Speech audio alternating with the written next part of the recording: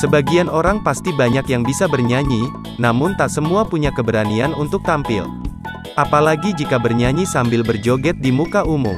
Berbeda dengan video yang beredar satu ini, seorang emak-emak terlihat luwes bernyanyi sambil berjoget di tengah acara resepsi pernikahan. Video yang diunggah akun Instagram @kepoin_trending ini sukses membuat publik terperangah. Sebab emak satu ini dengan percaya diri berjoget heboh di dalam sebuah acara, ia tidak malu kendati disaksikan banyak tamu undangan. Dalam acara tersebut, ibu itu terlihat mengenakan busana kondangan berwarna ungu dengan sepatu wedge. Meski banyak orang yang memperhatikannya, si ibu berkacamata ini tetap melanjutkan aksi joget hebohnya. Aksinya itu pun ramai disorot netizen. Tak sedikit netizen yang meninggalkan beragam komentar di akun miliknya.